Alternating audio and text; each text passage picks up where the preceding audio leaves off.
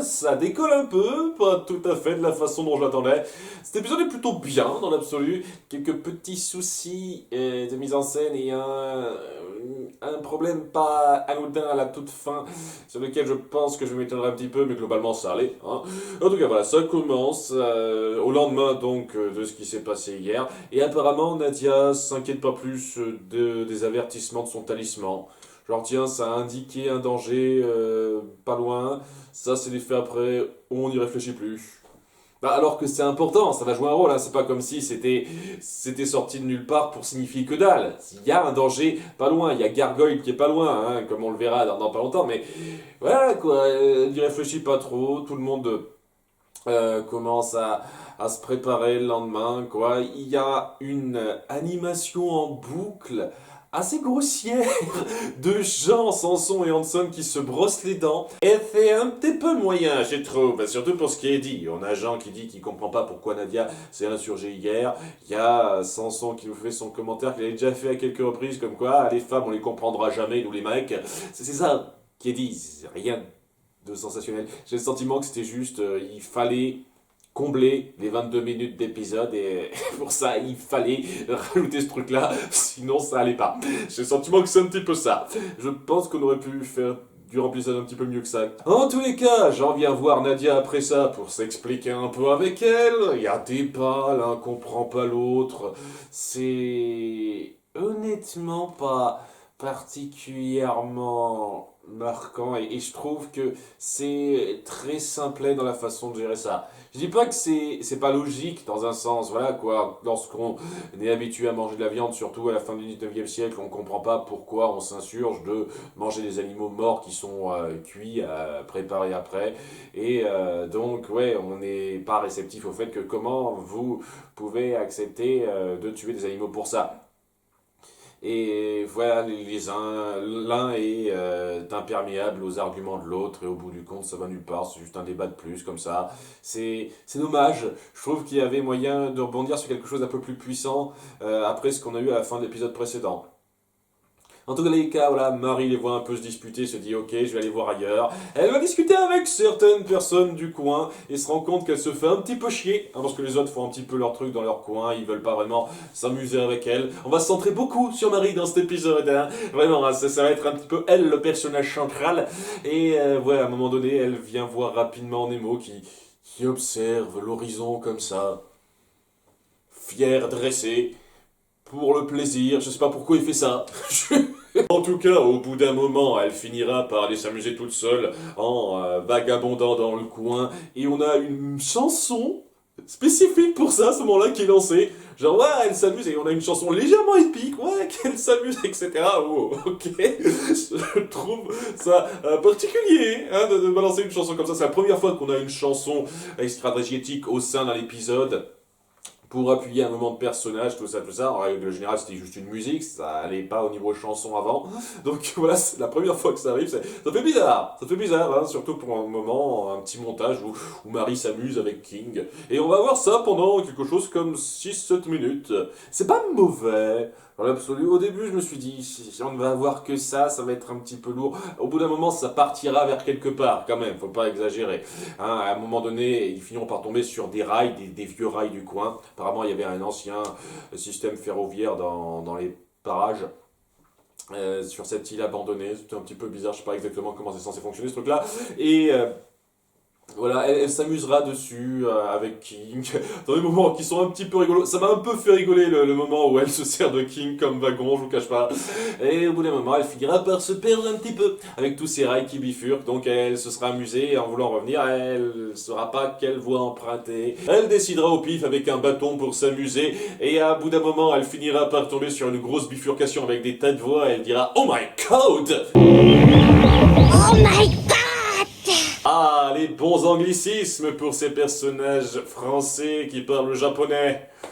Je crois. Est-ce qu'elle est française, Marie, de base, sur son île? C'est le problème aussi, hein, quand on a une langue commune pour tout le monde, ça. C'est un détail, c'est un détail. Donc, ouais, elle s'amusera un petit peu de ça, elle essaiera de garder le sourire, mais au bout d'un moment, elle finira par s'inquiéter un petit peu d'être perdue, tout ça. Et je trouve, vraiment, que vous avez bien rendu ça. Honnêtement, cette petite progression du personnage qui prend les choses légèrement et qui finit par avoir cette espèce de petite crainte d'être perdu, de dire, finesse, si ça se trouve, je vais pas retrouver les autres, etc. Déjà, j'ai vécu ça, donc je me sens un petit peu relié à ce genre de choses. J'ai déjà vécu ce genre de situation personnellement. Et surtout, j'aime beaucoup la façon dont vous faites progresser la chose, qui est honnêtement très fluide.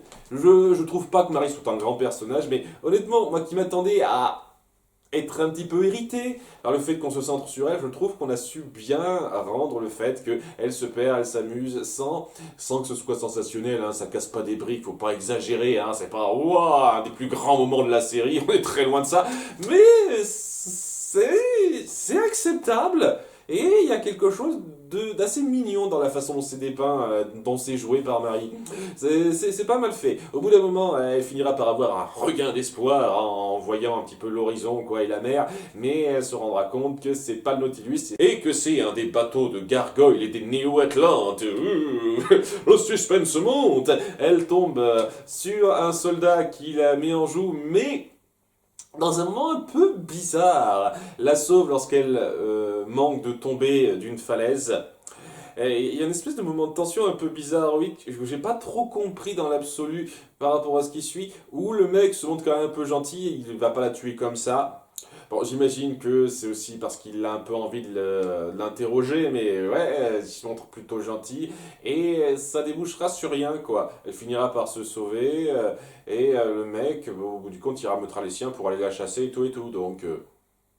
pourquoi on a fait ça, en fait? Je n'ai pas compris. C'est près de l'attention un peu facile, gratuite. Donc ouais, je m'attendais presque à ce qu'on montre que ce type soit...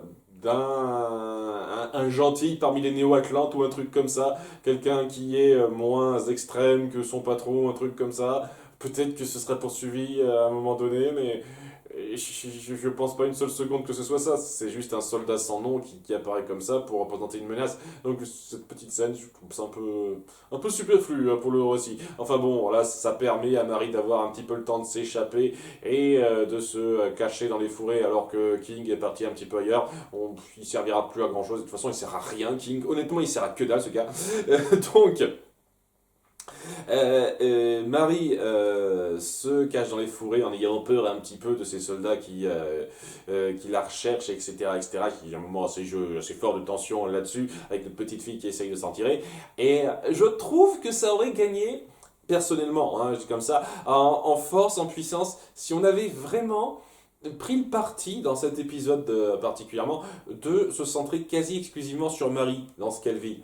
Et sans montrer un petit peu ce qui se passe à côté, sans passer du temps sur les autres personnages, parce que ça aurait donné un petit parti pris stylistique pas mal du tout. Hein, mais malheureusement, pas non plus extraordinairement grave, mais en tous les cas, on passe un peu de temps sur les autres et on va voir un petit peu ce qui se passe à côté.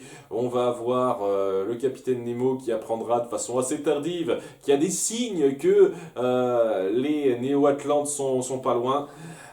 Ça tombe mal, hein, il aurait pu l'apprendre avant, mais apparemment ses capteurs marchaient pas aussi bien que ça.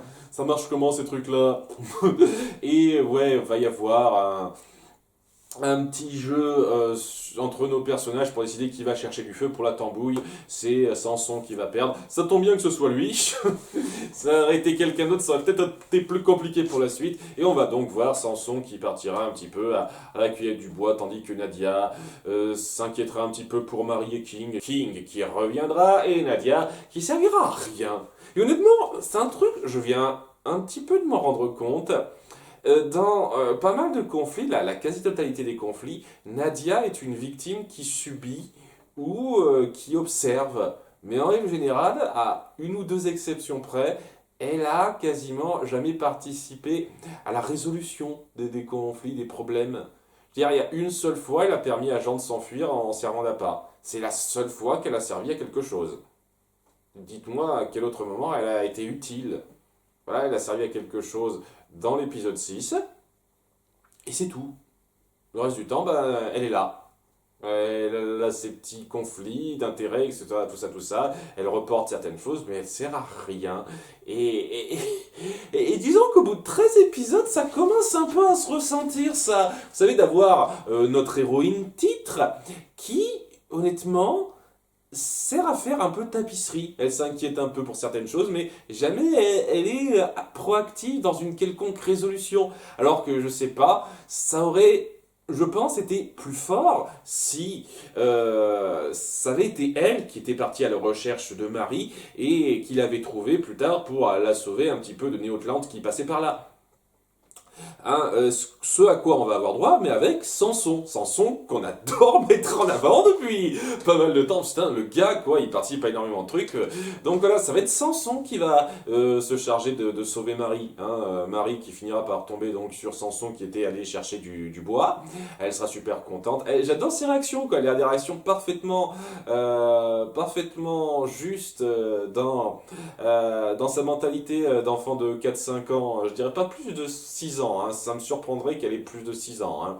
Vraiment, ce qu'on a montré avant. Je n'ai pas parlé, mais dans un épisode précédent, on la montre apprendre les additions et les soustractions ultra basiques. 1 plus 1, 3 moins 2. Voilà. C'est pas non plus. Je pense pas que ce soit un très haut niveau, ça. Hein. Vrai, ça fait un petit moment. Hein. Je sais pas exactement en détail le cursus scolaire. Surtout de l'époque. Hein, je crois pas trop le connaître, le cursus scolaire de l'époque. Hein. En tout cas, j'aime bien ses réactions. Et voilà, elle est super contente de retrouver Samson. Et c'est là qu'ils se font attaquer par une nouvelle machine de gargoyle qui est honnêtement un petit peu là pour la frime sur certains de ses traits. Je veux dire, voilà, c'est créatif. Je trouve qu'en termes d'efficacité, vous auriez pu faire un tout petit peu plus simple. Mais bon, apparemment, Samson aussi aime faire dans le... dans le sensationnel, dans la frime, apparemment dans certaines de ses inventions. Et voilà, on va avoir une séance de course-poursuite où ils devront fuir cette machine qui durera quelque chose comme 3 bonnes minutes. Assez long, où ça frôle à certains moments un petit peu trop le gaguesque, je trouve. Ça l'atteint pas tout à fait, mais presque, où voilà, on montre ces personnages-là qui doivent fuir cette machine qui est assez dangereuse et tout, à travers un wagon par exemple. Il y a un petit wagon rouillé sur les rails et tout ça. Il y a des petits trucs qui se mettent en place, des petites mises en scène qui sont un peu drôles sur les bords, qui montrent d'un côté une animation assez forte et plutôt poussée, hein, ce qui compense pas mal hein, les 1 minute de brossage de dents qu'on a eu au début, hein, je reconnais. Mais ouais, disons que ça perd un tout petit peu le ton sérieux de la menace quand on appuie un petit peu certaines choses dans la mise en scène, certains gros coups de chance dans le déroulement des faits, comme nos deux personnages aiment le dire à quelques reprises. Voilà, une fois de plus, les anglicismes, et au bout d'un moment, au bout de cette course-poursuite assez haletante, malgré le fait qu'elle soit un petit peu trop légère sur les bords, vaguement, ils finissent par s'en tirer, rejoindre le camp en tombant sur des matelas qui étaient bien placés là aussi, lucky, comme on pourrait dire. Il y a le robot qui finit par choir, tomber dans le camp de tous ceux qui bossent pour le Nautilus, et il y a le soldat blessé qui en sort et qui menace un petit peu les gens avec son arme. Hein. Il manque de tuer quelqu'un puisqu'il il tire une fois et la balle passe pas loin du visage de Nadia. Je tiens à le préciser, c'est important. Et c'est là qu'on va voir le passage qui me gêne pas mal. Parce que voilà, en voyant ça, Nemo, il ne tarde pas à réagir en abattant le gars avec son pistolet. Le soldat est mort et Nadia est traumatisée par ça au point d'engueuler Nemo pour ce qu'il a fait. Pourquoi vous avez fait ça? Il était blessé. C'est pas bien de tuer les gens. En gros, c'est ce qu'elle dit. Et vraiment, on appuie le drame de la chose à fond en montrant que ceux qui sont sur le Nautilus sont implacables et n'hésiteront pas à tuer leurs ennemis pour ce genre de choses, tout ça, en mettant ça en scène de façon grave, tout ça. Mais merde quoi, le mec il avait une arme pointée sur eux. Il a tiré une fois, je sais pas combien de charges, combien de balles on peut mettre dans ce fusil, sans doute plus d'une. C'est normal de lui tirer dessus en guise de légitime défense. T'aurais été contente, Nadia, qui tue quelqu'un d'autre, le gars? Mais non, il faut pas lui faire de mal parce qu'il est blessé, c'est quoi cette mentalité de merde? Si encore on avait mis ça en place, en scène de façon différente, comme quoi le mec, il peut pas se battre, il est juste blessé, il essaye de se rendre, et Nemo là-bas quand même, parce que voilà, si ils bossent pour les Néo-Atlantes, ce sont leurs ennemis, pas de pitié pour eux, à ce moment-là, ok, ça aurait été parfaitement compréhensible, vraiment. Mais là, non, c'est pas le cas. Cette réaction surexagérée de Nadia qui vient le traiter d'assassin en gueulant bien fort, et c'est le dernier plan de fin, et la réaction complètement choquée de Jean et des autres qui se disent mon Dieu, mais ils sont prêts à aller jusque-là, ce n'est pas légitime, ce n'est pas mérité. Ça, c'est un peu gavant, quoi. Vous mettez en scène une situation de légitime défense totalement louable et valable à énormément de points. Nadia ne devrait pas réagir de façon aussi excessive comme ça. Qu'elle soit choquée par la chose, c'est normal. Qu'elle se dise que c'est un gâchis, une perte, ok. Mais qu'elle en vienne à le traiter d'assassin aussi fort que ça, qu'on essaye de souligner la chose comme étant ultra grave, etc. Alors que le mec menaçait leur vie, bordel de merde. Non, non, je peux pas. Hein, je peux vraiment pas accepter ça. Et si ça mène du conflit fort entre Nadia, Jean et le reste de l'équipage à cause de ça, ce sera pas du tout mérité par la suite. Hein. Vraiment pas. Une fois de plus, j'en ai déjà parlé avant, je pense que c'est justifié par le passé qu'elle a eu, où c'est difficile de faire confiance aux gens, donc elle a cette tendance à voir le mal plus facilement chez les gens, c'est compréhensible, mais quand c'est poussé à ce point, surtout dans la mise en scène, non, je trouve ça beaucoup trop gros, trop gros. Je sais pas, j'espère qu'on en fera juste pas des caisses sur ce moment-là, quoi, par la suite. Vraiment. Parce qu'on en a fait des caisses sur le coup, peut-être qu'après coup, on essaiera de désamorcer ça, ce qui sera peut-être en inadéquation avec ce qu'on a vu dans cette dernière 30 secondes d'épisode, mais au moins ça partirait pas vers une voie qui m'embêterait pas mal. Mais bon, globalement ça allait, je m'attendais à pas trop apprécier Marie, mais je trouve qu'elle faisait bien passer le moment où elle était présente, où elle occupait la grande majorité de l'épisode. L'action, comme je l'ai dit, tend un tout petit peu vers le légèrement gaguesque, mais sans l'atteindre trop, et c'était plutôt fun à voir. Ça allait, c'était pas mal. Ah, faut voir un peu par la suite parce que maintenant il y a le gargoyle qui est pas loin, il y a nos deux armées qui sont proches. Comment ça va se passer? Est-ce qu'il va y avoir un conflit direct qui va jouer ou est-ce que on va essayer de se déplacer, s'éloigner un petit peu les uns des autres? On verra un peu par la suite. À bientôt pour l'épisode 14. Bye!